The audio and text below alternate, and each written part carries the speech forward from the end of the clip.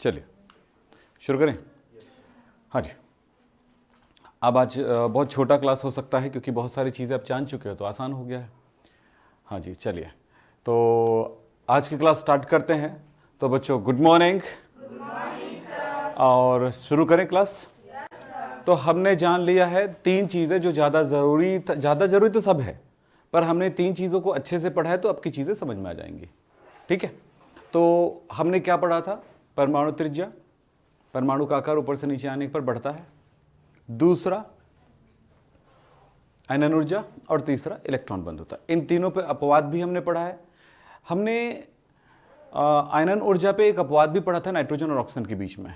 तो हम सारी वो चीज़ों को कवर करते हुए चल रहे हैं जिसकी ज़रूरत हमारे एग्जाम्स के लिए होता है, और वो आपको 12th में भी काम आने वाला है। जितनी चीज़ें आप पढ़ रहे हो ना, कोई भी चीज़ आपके 12th में छूटेगा नहीं, जरूरत नहीं पड़ेगी ऐसी नहीं है, हर चीज़ ज़रूरत पड़ने वाला है, इसलिए पूरी मेहनत के साथ आप रहिए इन चीज़ों में।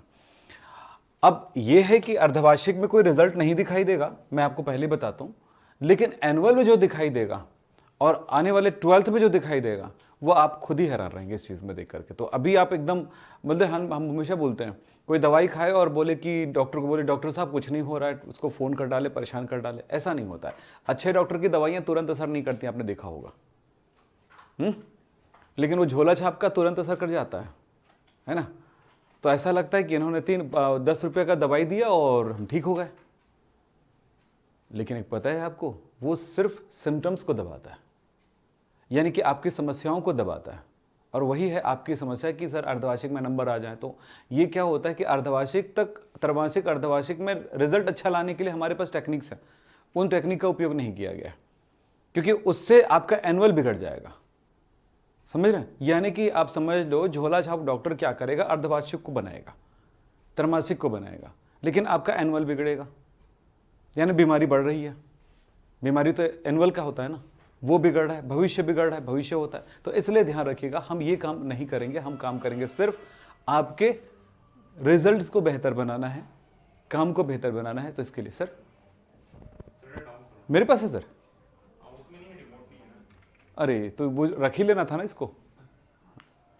चलिए अब कल से रख ही ले जा। चलिए साहब, तो तत्वों का वर्गीकरण में हम आज देखेंगे विद्युत ऋणात्मकता। तो अगला स्टेप्स होगा हमारा विद्युत ऋणात्मकता। चलिए ये तो आवर्त सारणी है। विद्युत ऋणात्मकता शब्द पे ध्यान देना। विद्युत ऋणात्मकता का मतलब होता है इलेक्ट्रॉन को आकर्षित करने की क्षमता। हर एक तत्व की अलग होती है। जिस तत्व में नाभिकीय आवेश ज्यादा हो वो इलेक्ट्रॉन को ज्यादा आकर्षित करेगा, जिसमें कम हो कम आकर्षित करेगा। और नाभिकीय आकर्षण और क्या कौन कौन सी चीजें इसको इफेक्ट डालता है, इनके बारे में बात करते हैं। सबसे पहली बात तो है कि विद्युत ऋणात्मकता का मतलब क्या है? किसी भी परमाणु के द्वारा अपनी ओर इलेक्ट्रॉन को आकर्षित करने की क्षमता। मैंने शॉर्ट लिखा है, पूरा लिख सकते हो आप लोग। किसी परमाणु के द्वारा अपनी तरफ इलेक्ट्रॉन आकर्षित करने की क्षमता को विद्युत ऋणात्मकता कहते हैं। विद्युत ऋणात्मकता को हम इलेक्ट्रोनेगेटिविटी कहते हैं, ध्यान रखिएगा इंग्लिश में।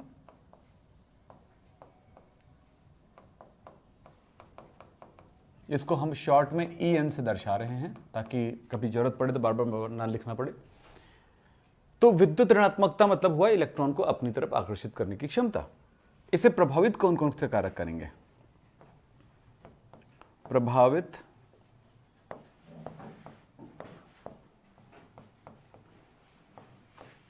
करने वाले कारक।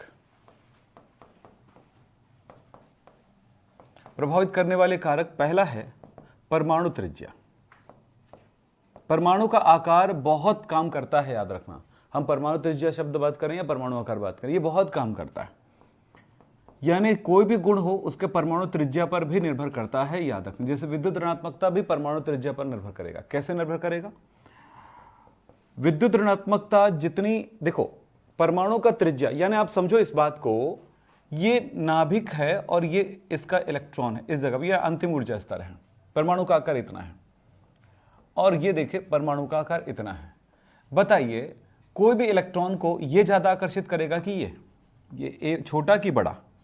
छोटा ज्यादा आकर्षित करेगा। ज्यादा आकर्षित करेगा मतलब विद्युत ऋणात्मकता ज्यादा है। तो परमाणु त्रिज्या कम होगा तो इलेक्ट्रॉन को आकर्षित करने की क्षमता ज्यादा होगी, यानी कि त्रिज्या कम होगा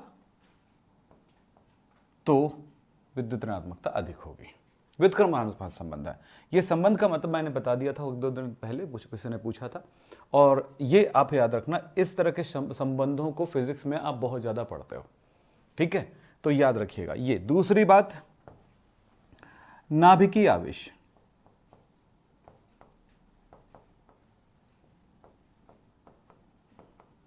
और भी दूसरे कारक हैं, इफेक्ट करता है, लेकिन हम दो मेन कारक है उसको ध्यान में हमेशा रखेंगे। नाभिकीय आवेश यानी परमाणु क्रमांक, यानी प्रोटॉनों की संख्या।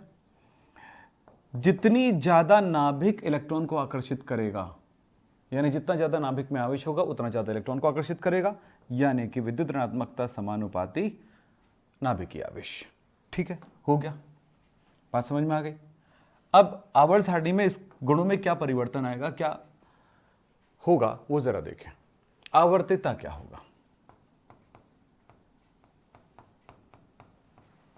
आवर्तिता क्या होगा, समूह में देखते हैं। समूह में क्या होगा, किसी भी समूह में ऊपर से नीचे आ रहे हैं तो उसकी विद्युत ऋणात्मकता बढ़ेगी कि घटेगी, ये सोचना है आपको। अब अपना दिमाग लगाइए कि घटना है चाहिए कि बढ़ना चाहिए। आपके पास दो कारक है, ठीक है, सबसे पहले कारक इसको सोचना, ये काम नहीं करे तब ये सोचना है। ऐसा नहीं कि मतलब दोनों सोच लें या दोनों पे, ऐसा नहीं, एक को सोच लें, एक इफेक्ट काम कर रहा है, कौन सा किस तरह काम कर रहा है, दूसरा इफेक्ट फिर किस तरह काम करेगा, ये सोचना होता है। तो बताइए, ऊपर से नीचे आएंगे तो विद्युत ऋणात्मकता बढ़ेगी कि घटेगी, ये सोचिए आप। क्यों? परमाणु आकार बढ़ रहा है, सीधा सा कारण यही है, परमाणु आकार। मैं यहाँ पर लंबा थ्योरी नहीं लिखा हूँ, आप थ्योरी में लिख सकते हैं। जैसे कल तक लिख रहे थे हम लोग, क्या लिख रहे थे, परमाणु आकार, परमाणु त्रिज्या बढ़ती है तो विद्युत ऋणात्मकता घटती है, ऐसे उल्टा है तो संबंध। तो आज मैं नहीं लिख रहा हूँ। क्यों नहीं लिख रहा हूँ? क्योंकि अब ये लिखना, अब समझदारी आना जरूरी है, ठीक है। तो यहां पर समझ में आ गया कि ऊपर से नीचे आएंगे तो विद्युत ऋणात्मकता क्या होने वाला है, घटने वाला है, क्योंकि परमाणु आकार ऊपर वाले छोटा है तो अधिक विद्युत ऋणात्मकता है। विद्युत ऋणात्मकता का मतलब समझ में आ गया, इलेक्ट्रॉन को आकर्षित करने की क्षमता। दो पहलवान एक रस्सी को खींच रहे हैं, एक साइड से ये, एक साइड से ये। अब मैं ये कहूंगा वो रस्सी इलेक्ट्रॉन है मान लेते हैं, तब जिसकी ताकत अधिक उसकी ओर खिंचाएगा, और जिसके तरफ खिंचाएगा वो अधिक विद्युत ऋणात्मक है। यही इसका अर्थ हुआ। तो इलेक्ट्रॉन के बारे में क्यों कह रहे थे कि इलेक्ट्रॉन में माइनस चार्ज होता है, और जो इलेक्ट्रॉन अपनी ओर आकर्षित करेगा उसमें माइनस चार्ज आएगा। माइनस मतलब ऋणात्मक, इसलिए उसको ऋणात्मक तत्व कहेंगे, यानी ऋणात्मकता कहेंगे उसको। ऋणात्मक हो जाएगा ना तो ऋणात्मक कहलाता है। इलेक्ट्रॉन ग्रहण करने के बाद, इलेक्ट्रॉन आकर्षित करने के बाद उसमें ऋण चिन्ह आ जाएगा, इसलिए विद्युत ऋणात्मकता कहते हैं इस शब्द को, ठीक है। तो इलेक्ट्रॉन आकर्षित करने की क्षमता विद्युत ऋणात्मकता है। तो समूह में नीचे आने पर विद्युत ऋणात्मकता क्या होने वाली है, घटने वाली है। लिख सकते हो, अब थ्योरी लिख लोगे, अर्थ मैंने बता दिया, पूरी बातें लिख लिया, ये एक सिंबल है, ठीक। क्या लिख सकते हो, बोलो क्या लिख सकते हो। देखो बेटा, आप दिमाग लगाना, अगर नहीं लिख पाए नोट्स को देख करके तो मैं जो बोलूंगा उसको पॉज प्ले करके लिख लेना, लेकिन लिखना है। क्या लिख सकते हो यहां पे कि समूह में ऊपर से नीचे आने पर तत्वों की विद्युत ऋणात्मकता कम होती जाती है, क्योंकि परमाणु आकार बढ़ते जाता है या परमाणु त्रिज्या बढ़ते जाती है। बस क्योंकि भी लगाना जरूरी है, क्योंकि में कारण होता है, और कारण होता है तब परफेक्ट जवाब होता है। आज मेरा दोस्त नहीं आ रहा है डिनर में, बोले क्यों? क्योंकि हमारे यहां के डिनर से बेहतर दूसरे दोस्त के यहां डिनर है, उसके यहां जा रहा है। कोई कारण हो सकता है, वह बीमार हो, कोई कारण तो होगा। यानी पापा बढ़िया सोच के रखे, आज तुम्हारे दोस्तों को बुला लेते हैं बेटा, हम डिनर करते हैं साथ मिलकर। आपने कहा पापा वो संजय प्रकाश नहीं आ रहा है, बोले क्यों बेटा? इतना मैंने सोच समझ के दिन तय किया था। तो बोले वो इसलिए नहीं आ रहा है कि उनको किसी और ने, कई कारण हो सकते हैं, कई कारण हो सकते हैं, बीमार हो सकता है, वो कहीं और गया हो सकता है। तो जो क्यों, अगर उसका क्यों हर चीज में क्यों होता है, मतलब हम कोई भी काम कर रहे हैं, ऐसा हो गया, क्यों? अनंत ऊर्जा कम हो गया, क्यों? तो हर जगह पे साइंस में क्यों का जवाब देना पड़ता है। जैसे मैं आपने घर में बोले पापा आज विक्रम सर मिलने वाले हैं आपसे, वो पहले से जवाब में एक क्वेश्चन करेगा, क्यों? हाँ हाँ ऐसा नहीं बोलेंगे, वो क्यों बोलेंगे, क्योंकि अगर अनएक्सपेक्टेड है तो, है ना, तो समझ में आई बातें। तो हर जगह पे क्यों का जवाब साइंस में देना पड़ेगा। अब ये होता है तो क्यों की शुरुआत करो, तो क्यों लिख सकते हो आप लोग, ठीक। दूसरा, आवर्त में क्या होगा बताओ तो, आवर्त में बोलो, आवर्त में बाएं से दाएं जाने पर बढ़ेगा। इससे हमें कुछ उदाहरण पे काम करने पड़ सकते हैं। देखो उदाहरण, देखो बेटा, विद्युत ऋणात्मकता, इलेक्ट्रॉन आकर्षित करने की क्षमता धातुओं में नहीं, इलेक्ट्रॉन दान करने की क्षमता भी धातुओं में होती है। धातु अधातु के बारे में इतनी बात जानिए, धातु इलेक्ट्रॉन ग्राही होता है, सॉरी इलेक्ट्रॉन दाता होता है। साफ शब्दों में अधातु इलेक्ट्रॉन ग्राही है। तो अधातु मिलता है इलेक्ट्रॉन ग्राही, तो इलेक्ट्रॉन ग्राही में विद्युत ऋणात्मकता होगा ना। विद्युत ऋणात्मकता किसमें होगा? अधातुओं में होगा। तो कैसे देखें, तो हमने धातु के बारे में जाना है कि वर्ग में नीचे आएंगे तो धात्विक गुणों में वृद्धि होगी और इधर जाएंगे तो धात्विक गुणों में कमी आएगी। अधात्विक गुणों में क्या बोल सकते हैं, ऊपर से नीचे आएंगे तो अधात्विक गुण घटेगा और इधर जाएंगे तो अधात्विक गुण बढ़ेगा। मतलब क्या हुआ, नीचे वाले धातु होते हैं, ऊपर वाले अधातु होते हैं। समझ रहे हो ना? जैसे बोरॉन से ऊपर नीचे, ऊपर बोरॉन उपधातु है, नीचे एल्यूमिनियम धातु है, फिर धात्विक गुण बढ़ रहा है। कार्बन वाले में जाते हैं तो कार्बन अधातु है ना। कार्बन के बाद सिलिकॉन आता है, जर्मेनियम आता है, उपधातु है। फिर उसके बाद और जो तत्व आते हैं वो सारे धातु होते हैं। तो ऊपर वाला धातु अधातु और नीचे वाला धातु होते हैं। हमेशा याद रखना, यहां पर अधातु ही विद्युत ऋणात्मक होते हैं। समझ रहे हैं? कौन होते हैं? अधातु। तो अधातुओं के एग्जाम्पल के आधार पर हम काम करते हैं। चलिए मैं फ्लोरीन, क्लोरीन, हम एक वर्ग में बात करते हैं। एक एग्जाम्पल देखते हैं, फ्लोरीन, क्लोरीन, ब्रोमीन, आयोडीन। अब देख रहे किस तरह से किसकी विद्युत ऋणात्मकता अधिक होगी, किसकी कम होगी। फ्लोरीन, क्लोरीन, ब्रोमीन, आयोडीन, ये वर्ग में लिखा गया है। फ्लोरीन ऊपर है, क्लोरीन नीचे है और इस तरह से। तो किसका क्या है बताइए, विद्युत ऋणात्मकता किसका ज्यादा है, किसका कम है? विद्युत ऋणात्मकता, अभी मैंने पूरी बात बताया। आयोडीन का सबसे कम, ऊपर से नीचे आने पर कम होता है, तो इसका कम है, तो फ्लोरीन का ज्यादा है, क्लोरीन का कम, इस तरह से कम होते जाएगा क्रमशः। हम उसको घटते क्रम में देखें। अगर मैं यहां पर किसी आवर्त में बात करता हूं, beryllium, boron, carbon, nitrogen, oxygen, fluorine, तो बताइए किसका ज्यादा होगा, किसका कम होगा? यही क्वेश्चन है, यही क्वेश्चन है, इसी पे प्रश्न बनेंगे। ये थोड़ी सोचो कि विद्युत ऋणात्मकता किसे कहते हैं, वो छाप के आगे। ये तो यार एकदम सबसे लोअर कैटेगरी के स्टूडेंट के लिए होते हैं क्वेश्चंस। थोड़ा अपर स्टूडेंट्स के लिए ऐसे क्वेश्चंस होते हैं, और थोड़ा हायर स्टूडेंट के लिए और भी क्वेश्चंस होते हैं, मैं दिखाऊंगा आपको। ठीक है? तो स्टूडेंट्स के अपना एक कैटेगरी है, और आप किस कैटेगरी में फिट होंगे आपको सोचना होगा। मतलब वो 9-10 वाला क्वेश्चन आप सोच के चलोगे, वैसे ही आएगा। अभी आपके अर्धवार्षिक या त्रैमासिक में जो क्वेश्चन आएगा ना, वो 9-10 के जुबान से आएगा, कोई बड़ा हैवी पैटर्न में नहीं आने वाला। ठीक है? और उसमें क्या करते हो देखते हैं। फिलहाल इसमें बताओ किसका ज्यादा होगा, किसका कम होगा?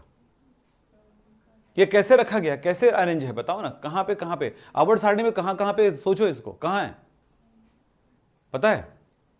कहां पे है? बेरिलियम से बोरॉन किधर है? नीचे, ऊपर, दाएं बाएं, किधर है? इधर है। और इस तरह से आगे जा रहा है, सीधा एक आवर्त में लिखा गया। उस आवर्त में जाएंगे तो क्या होता है, विद्युत ऋणात्मकता बढ़ता है। तो लिखो ना बढ़ता है करके, ये बढ़ते हुए क्रम में है ना। बड़ा छोटा समझते हो ना, किधर बड़ा किधर छोटा। ये होता है बराबर, ये होता है बड़ा छोटा। तो ऐसे नहीं लिख सकते ना।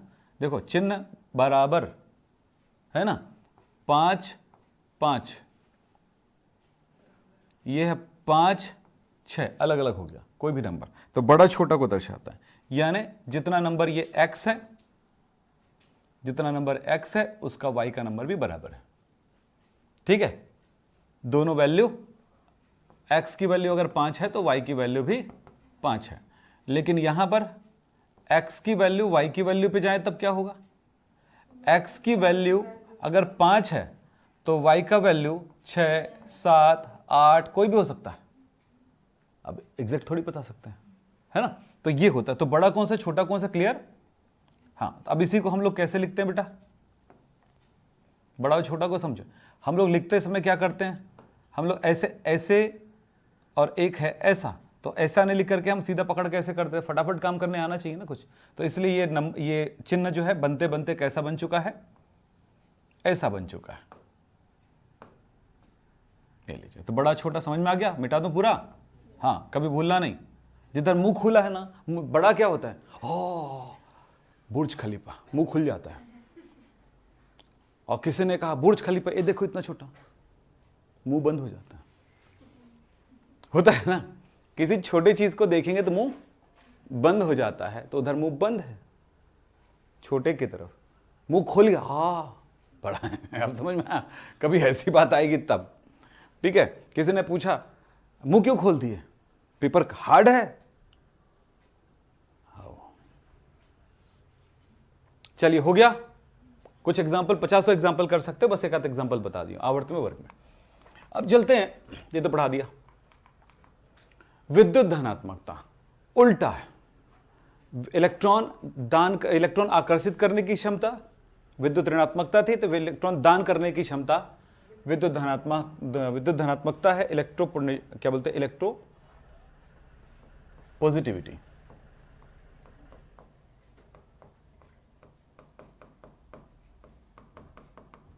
चलो, इसको हम ईपी से दर्शा रहे। देखो, ऐसा कोई संकेत नहीं है, आपके शार्ट के लिए बता रहे हैं। तो इलेक्ट्रॉन कौन दान करता है, इलेक्ट्रॉन दाता तो धातु होते हैं। तो अब हम धातुओं में ज्यादा एग्जांपल्स ढूंढेंगे इसमें, ठीक है, अधातुओं में नहीं ढूंढेंगे। वैसे चाहो तो कर सकते हो वहां पर भी। तो पहली बात है प्रभावित करने वाले कारक। इसका कारक क्या है, पहला परमाणु त्रिज्या। तो इलेक्ट्रोपॉजिटिविटी परमाणु त्रिज्या के बढ़ने से बढ़ता है।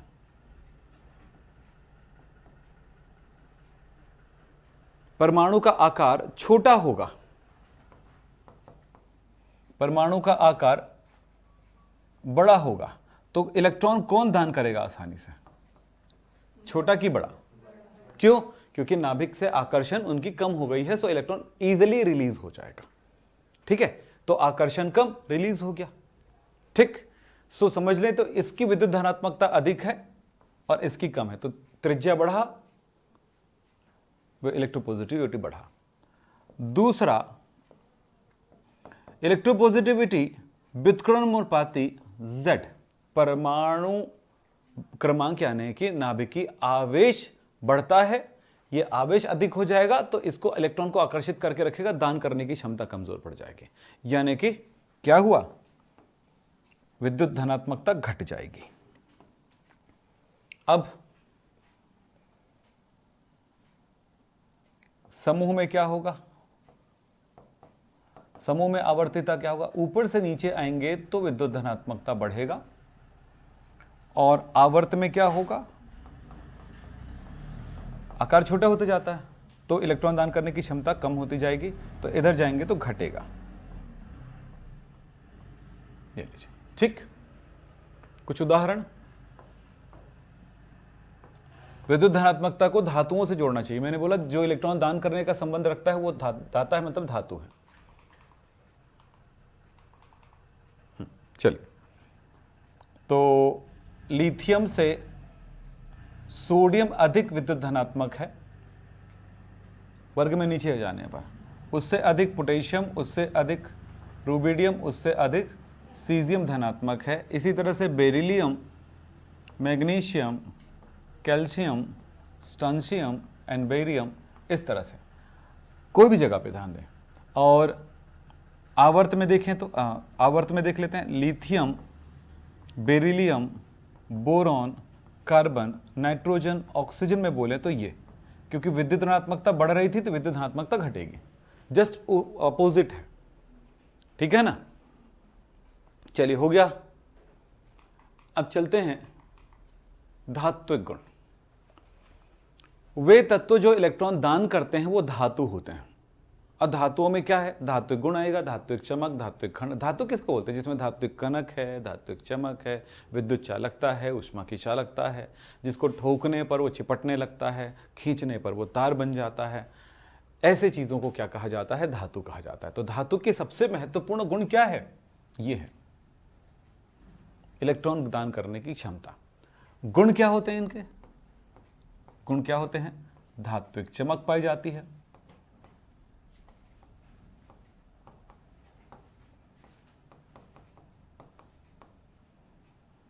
धात्विक खनक होता है।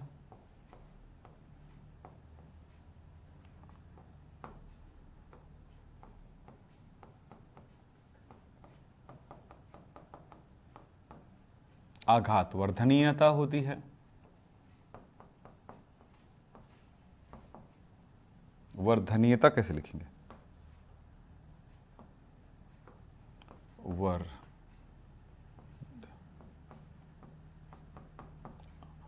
आघात वर्धनीयता होता है। विद्युत एवं ऊष्मा के चालक होते हैं।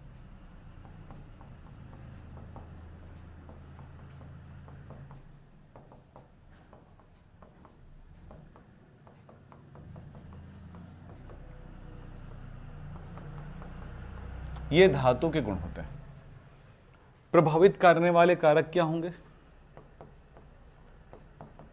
प्रभावित करने वाले कारक, पहला कारक तो मेटालिक प्रॉपर्टीज, धात्विक गुण, एमपी करके लिख देता हूं, मेटालिक प्रॉपर्टीज।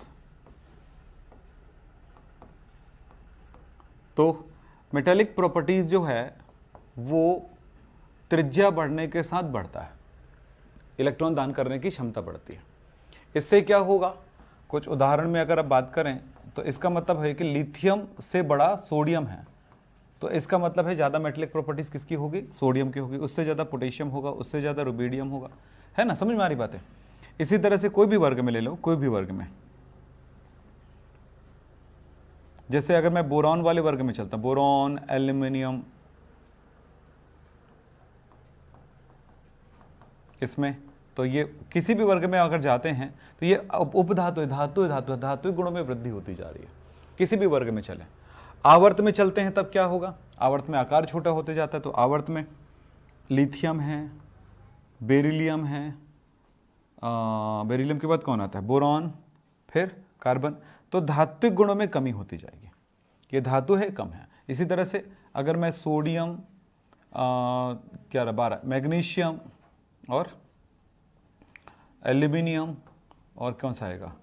सिलिकॉन। तो ये धात्विक गुण इधर वाले का ज़्यादा होगा, उधर वाले का कम होगा।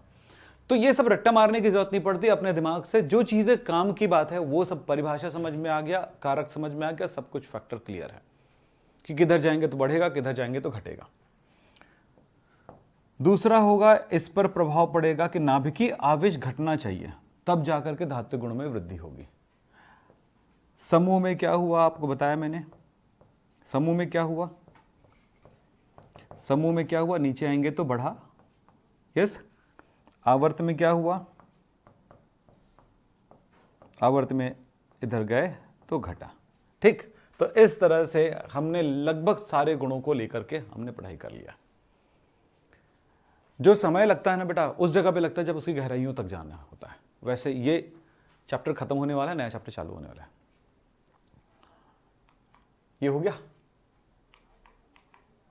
हाँ, धात्विक लक्षण, ये सारी चीजें मैंने लिख दिया है। सहसंयोजी त्रिज्या, ये जरूरी है अब जानना, ठीक। सहसंयोजी त्रिज्या क्या होता है समझेंगे।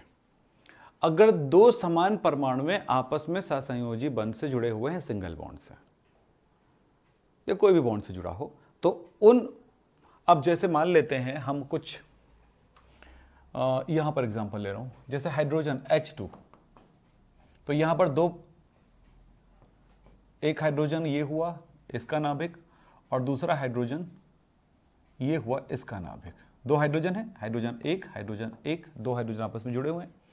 तब इनके दोनों के नाभिकों के केंद्र की दूरी को अगर a मान लें तो हम कह सकते हैं r, कोवेलेंट रेडियस को दर्शाते हैं rc से, तो rc is equals to a/2 होगा। परिभाषा देखिए वही लिखा है। यदि दो समान परमाणुओं ने सहसंयोजी बंध स्थापित किया है, दो समान परमाणुओं ने सहसंयोजी बंध स्थापित किया है, तो उनके नाभिकों की बीच की अर्ध दूरी को, बीच की दूरी के आधा को, अर्ध दूरी मतलब बीच की दूरी के आधा को हम सहसंयोजन त्रिज्या कहेंगे। क्लियर? अब ये इसको क्यों माना गया, वो त्रिज्या क्यों नहीं चल रहा था, अब ये त्रिज्या क्यों मान, परमाणु त्रिज्या की जगह पे हम सहसंयोजी त्रिज्या का क्यों उपयोग करते हैं। देखो, इलेक्ट्रॉन नाभिक से बहुत छोटा कण होता है, कम भार होता है, बहुत ही कम भार होता है, प्रोटॉन से बहुत छोटा होता है ना, ध्यान रखना। तो इलेक्ट्रॉन की एक निश्चित दूरी नहीं होती है, क्योंकि वो किसमें गति का, अनिश्चितता का सिद्धांत के आधार पर आप जानते हो। लेकिन जब दो परमाणु आपस में जुड़ गए तो उनके नाभिकों के बीच की दूरी तो निश्चित हो जाती है, स्थिरता तो आ जाएगी, एकदम ऐसे ऐसे थोड़ी होता रहेगा, हिलेगा नहीं वो। तो इस स्थिति में हम नाभिकों के बीच की दूरी का आधा मान लें, तो वो जो है किस आधार पे माने थे इसको, परमाणु में दोनों आपस में जुड़े हुए थे और वो भी सहसंयोजी बंध से जुड़े हुए थे। तो सहसंयोजी बंध से जुड़े हुए थे तो सहसंयोजी बंध की लंबाई, नाभिक से नाभिक के बीच की दूरी, अब उसके आधा को हम क्या कहेंगे, वो परमाणु का एक त्रिज्या बनती है, यहां से यहां तक की दूरी, यहां तक दूरी देखो, परमाणु की त्रिज्या थोड़ी बड़ी होगी ना सहसंयोजी त्रिज्या से, क्योंकि कोई भी परमाणु, अभी एक गोला है ऐसा, ठीक है, एक बुलबुला है पानी का, लेकिन दूसरा बुलबुला भी ये है। चलिए, अब दोनों बुलबुले एक दूसरे के नजदीक आते हैं तो क्या होता है पता है आपको, जैसे दोनों समान बुलबुला नजदीक आ जाए, आप ध्यान दीजिएगा, यहां पर एक सीधा स्ट्रेट लाइन बन जाता है, यानी ऐसा ये इसमें धंसा वो उसमें धंसा नहीं हो सकता, दीवार तो एक ही है दोनों का, ठीक है। तो अगर मैं इसकी त्रिज्या की बात करूं R1 और इसकी त्रिज्या की बात करूं R2, ठीक है, तो अगर अब इन दोनों के बीच की दूरी का आधा करूं, इन दोनों के बीच की दूरी का आधा करूं,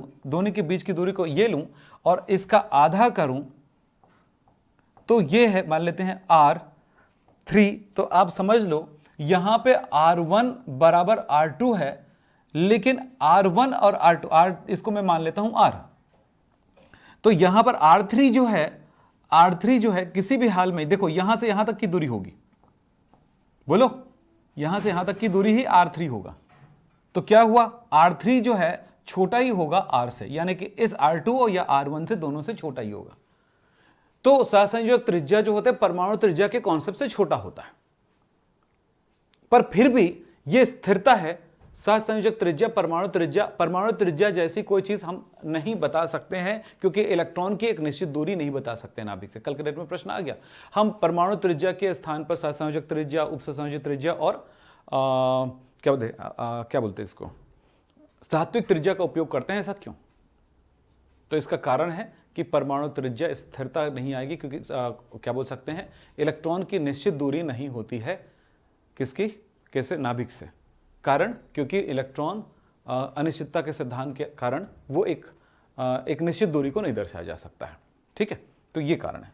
तो ये तो एक सिर्फ समझने की बात है, लंबा क्यों समझाना आपको, इतना रट्टा मार के लिख देना और क्या, खत्म कहानी, ठीक। परमाणु त्रिज्या, तो हम कहते हैं यहां पर दो परमाणु में ये एक अणु है, दोनों अणुओं के नाभिक है, बड़े दिखाने के लिए तरीका बता रहा हूं, ये चित्र बना देना मन करे तो, और ये इनकी दूरी को a मान लेते हैं और यहां पर लिख देना RC = a/2, ये लीजिए, ये सहसंयोजक त्रिज्या, क्योंकि दोनों परमाणु आपस में सहसंयोजी बंध से जुड़े हुए हैं। हो गया आंसर, कुछ नहीं टेंशन, ठीक। तो क्या बोलेंगे, परिभाषा क्या लिखेंगे, जब दो परमाणु में आपस में सहसंयोजी बंध से जुड़े होते हैं तो उनके नाभिकों के बीच की दूरी के आधा को हम उसके सहसंयोजक त्रिज्या कहते हैं। क्लियर? चलिए वहां पे पढ़ाता कंजर करता हूं। वंडरवॉल त्रिज्या, वंडरवॉल त्रिज्या दो अणुओं के मध्य के आकर्षण से रिलेट करता है, यानी हमारे पास यहां पर एक एक अणु है, ये इसी तरह से ये दूसरा अणु है। अणुओं में नजदीक वाली, ये देखो बेटा, इन दोनों के बीच की दूरी का आधा तो सहसंयोजक त्रिज्या हुआ, इन दोनों के बीच की दूरी का आधा सहसंयोजक त्रिज्या हुआ, लेकिन इसके इस नाभिक से इस नाभिक के बीच की दूरी का आधा,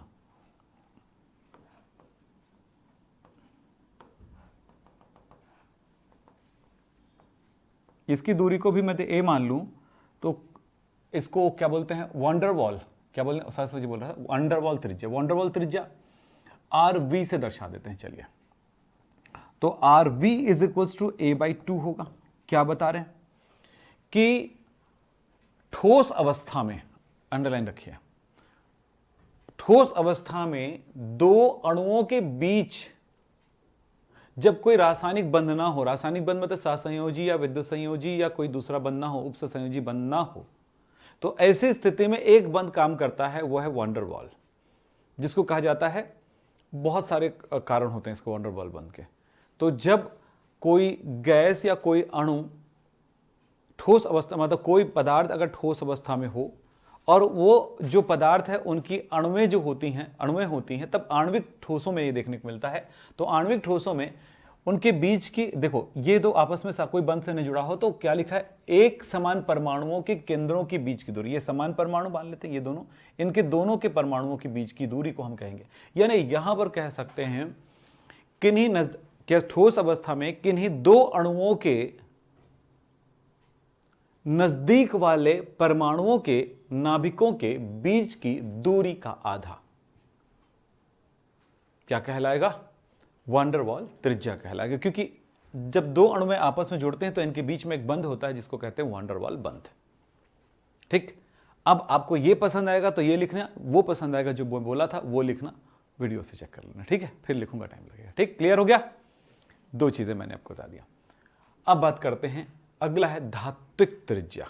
धातुओं में उनकी परमाणुओं के मध्य की दूरी जो होती है, धातुओं में परमाणुओं के, धातुओं में क्या होता है, इस तरह से उनके परमाणु में होते हैं।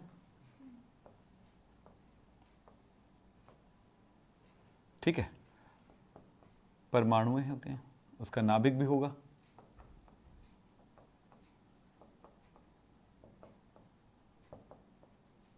बहुत सारे होंगे, जितना बनाना बना लो।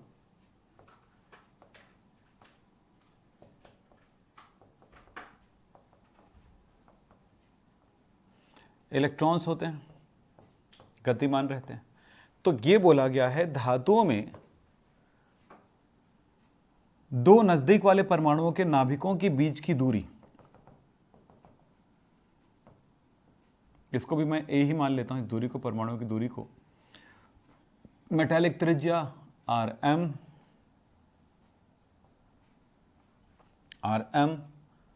Is equal to a/2। तो क्या बोलूंगा, धातुओं में आपस में जो परमाणुएं होती हैं वो धात्विक बंध से जुड़े होते हैं। देखो बेटा, जो त्रिज्या बताया जा रहा है वो बंध के आधार पे है। सहसंयोजित त्रिज्या से जुड़े हुए थे परमाणु, तो उनके परमाणुओं के बीच की दूरी को, के नाभिकों के बीच की दूरी का आधा। जब वैन डर वाल बॉन्ड से जुड़े थे, वैन डर वाल बॉन्ड किसके बीच होता है, अणुओं के बीच होता है, तब उसके नजदीक वाले परमाणुओं के नाभिकों के बीच की दूरी का आधा। यहां पे किसको बोला जा रहा है, धातुओं में। धातुओं में परमाणु में आपस में धात्विक बंध से जुड़े होते हैं, तो उनके परमाणुओं के नाभिकों के बीच की दूरी का आधा धात्विक त्रिज्या कहलाता है। अब आप इस बात का जरूर ध्यान रखिएगा, कौन सी त्रिज्या बड़ा होगा, कौन सा त्रिज्या छोटा होगा। RC छोटा होगा, RM बड़ा होगा, और उससे भी बड़ा होगा कौन से बोलते हैं उसको, V। सबसे बड़ा होगा RV। सहसंयोजक त्रिज्या सबसे छोटा होता है, धात्विक त्रिज्या थोड़ा बड़ा होता है, और वैन डर वाल त्रिज्या बहुत बड़ा होता है। ठीक, चलिए, तुलना तो कर दिया मैंने, उधर वही पूछा है। अरे नहीं है क्या, सब पढ़ा दिया मैंने, क्वेश्चन ही नहीं दिख रहा है। चलो आंसर करो, सोचो, अच्छे से पढ़ो, अच्छे से सोचो, फिर मैं बताता हूं। कभी भी किसी चीज का जवाब ऐसे पढ़ने से नहीं होगा, उसे सॉल्व भी करना पड़ता है। कॉपी में भी कुछ रफ वर्क करेंगे तब समझ में आएगा। पहले पढ़ के देखिए, जैसे भी हवा में सोच के मत बताइएगा।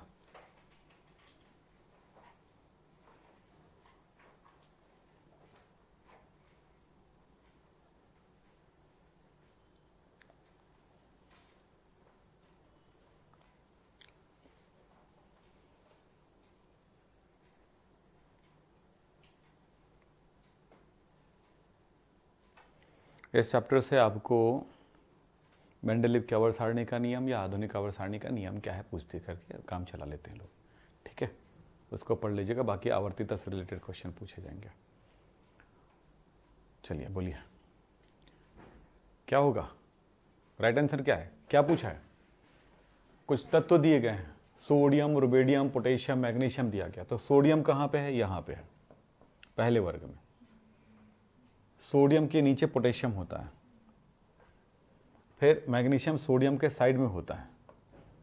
मैंने कहा था लिखना पड़ेगा, तब पता चलेगा कि कौन बड़ा है कौन छोटा है। फिर और कौन आया? Rubidium, sodium, potassium, rubidium, rubidium नीचे आएगा, यहाँ पे है।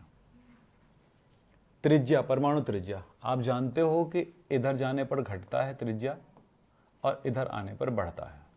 हाँ, तो सीधे से मतलब तो ये हुआ कि इससे ये छोटा है। बोलो, समझ में तो आ गया ना? सोडियम बड़ा है और इससे छोटा मैग्नीशियम है, पता चल गया। और इधर जाएंगे तो पोटेशियम उससे बड़ा है और उससे बड़ा ये रुबिडियम है। सीधे से जवाब हो गया। ऐसी छोटी छोटी, ऐसे मैंने बोला ना भाई, प्रश्न ऐसे आएंगे। तो पूछा गया है कि भाई बढ़ते हुए क्रम में लिखना है। तो सबसे छोटा मैग्नीशियम आया, मैग्नीशियम से बड़ा सोडियम आया, सोडियम से बड़ा पोटेशियम आया, पोटेशियम से बड़ा रुबिडियम आया। आंसर मिल गया। ये वाला कौन सा है?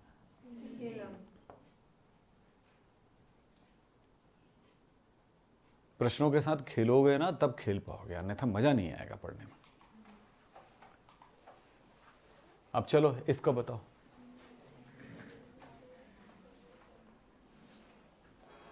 जब तक आप हिसाब नहीं लगाओगे कैसे होगा?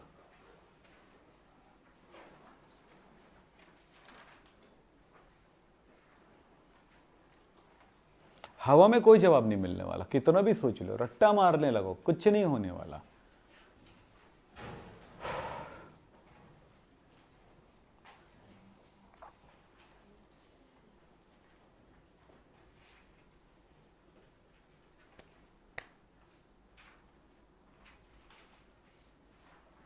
आवर्त सारणी एकदम तुम्हारे शरीर में बस जाना चाहिए।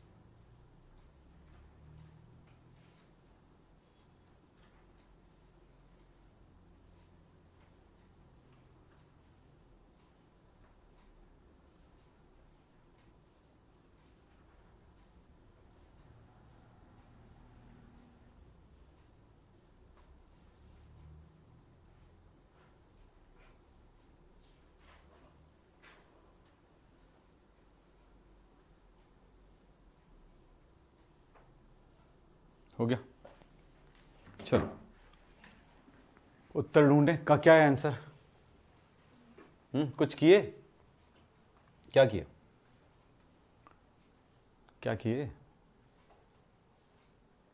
क्या किए, कुछ तो किए होगे, क्या किया, कुछ तो किए होगे बेटा कि सोच रहे थे। हाँ हाँ, पता लगाए कौन कौन है, कहाँ कहाँ पे है। आयोडीन, ब्रोमीन, फ्लोरीन एक जगह पे मिलता है, कहाँ पे मिलता है, ये सल्फर वाला, अरे यार आंसर क्यों दे रहा है, सल्फर वाला, सल्फर, सेलेनियम, इसमें मिलता है ना, कहाँ कहाँ पे मिलते हैं, सल्फर है, सेलेनियम वाला मतलब कहाँ पे, ऑक्सीजन वाला, ऑक्सीजन, सल्फर, सेलेनियम यहाँ पे मिलते हैं। फिर ऑक्सीजन के साइड में फ्लोरीन होता है, फ्लोरीन, क्लोरीन, ब्रोमीन, आयोडीन, ये यहाँ पे है, ठीक है, हो गया सब कोई, एक दो, एक ऑक्सीजन, ऑक्सीजन भी है। तो यहाँ पे कौन कौन से तत्वों को लेके चला उसको ध्यान रखिएगा बस। क्या का पता लगाना है, परमाणु आयनिक त्रिज्या।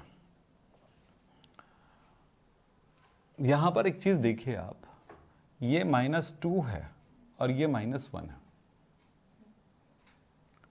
इससे क्या हुआ, इससे ये हुआ कि इन दोनों में इलेक्ट्रॉनों की संख्या समान है, 8 2 10 इलेक्ट्रॉन है, इसमें भी 10 इलेक्ट्रॉन है, पर चेंज क्या हुआ, Z में चेंजेस आई। Z इसका कम है 8 और इसमें 9, तो सीधा सा मतलब है ये छोटा है, ठीक है, क्लियर। दूसरी बात, सेलेनियम और ब्रोमीन, तो यहां पर सेलेनियम में -2 लगाया है और इसमें -1 लगाया, तो ये भी वैसे ही छोटा होगा, जितना इलेक्ट्रॉन इसमें है उतना इलेक्ट्रॉन इसमें भी है, बोलो, इलेक्ट्रॉन जितना इसमें भी है बराबर, यहां से पता चल गया है। फिर बात आता है क्लोरीन माइनस ब्रोमीन, अच्छा क्लोरीन और सल्फर, सल्फर इसमें नहीं दिया है ना, सल्फर से कोई लेना देना नहीं इसको, तो क्लोरीन माइनस और आयोडीन माइनस। आपको पता है, हाँ क्या नहीं दिया है, क्लोरीन भी नहीं दिया, चलिए छोड़ो, ये दोनों को नहीं दिया। यहां पर साफ तरह पता चलता है कि इधर से इधर जाते हैं तो कम परिवर्तन होता है, इधर से इधर जाते हैं तो ज्यादा परिवर्तन होता है। तो ये छोटा है, ये बड़ा है, तो फ्लोरीन छोटा है और ऑक्सीजन बड़ा है। नीचे आएंगे तो दोनों से बड़ा ये होगा, बोलो, तो दोनों बड़ा है तो बड़ा में छोटा कौन है, ये, तो छोटा इससे, तो ये ब्रोमीन और उससे बड़ा सेलेनियम 2-, और फिर नीचे आएंगे तो और बड़ा हो जाएगा।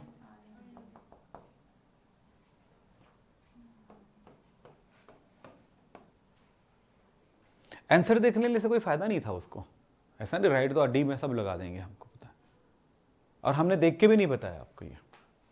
ये काम सीखो आप, पीछे आप पुस्तक खोलो, उसमें MCQ छपा हुआ है, ऑब्जेक्टिव छपा हुआ है, सॉल्व करके देखो, नहीं बनता है तो मुझे मैसेज करके आज बताओ कि आपको क्वेश्चंस करना है कि क्या करना है, अन्यथा मैं कल चैप्टर 4 चालू करूँगा। अगर आपको क्वेश्चन करना है तो बताओ सर, क्वेश्चन करना है, मैसेज करो, है ना। ज़्यादा बच्चे, अब जितने बच्चे बैठे उसमें से ज़्यादा बच्चों का मेरे पास अगर आता है, मतलब करो ना, नहीं आएगा तो मैं समझ जाऊंगा कि सीधा चैप्टर 4 चलना है। और अगर मैसेज आता है कि सर क्वेश्चंस करने हैं, तो मैं गिनूंगा कितने लोगों का है, 4 लोगों का, 5 लोगों का, 20 लोगों का, 15 लोगों का, जितने लोगों का है, तो जिसमें ज़्यादा मेजॉरिटी रहेगी वो कराऊंगा, ठीक है। तो आप देख लेना, आप सोच लेना, क्योंकि इस चैप्टर को अगर आपने दिमाग से सीखा नहीं तो फिनिश है आप। यही है केमिस्ट्री, केमिस्ट्री का बाप है ये चैप्टर। आप लोगों को लगता होगा कि कुछ नहीं है,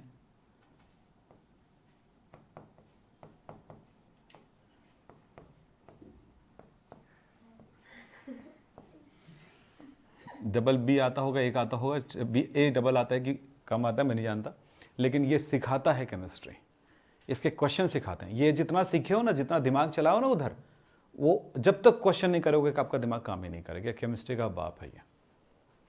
इनऑर्गेनिक केमिस्ट्री तभी बच्चा सीख सकता है जब इस चैप्टर को मेहनत करेगा। उसके बाद सबका दादा आएगा, इसके बाद वाला चैप्टर, समझ रहे, वो दादा आएगा, ग्रैंडफादर।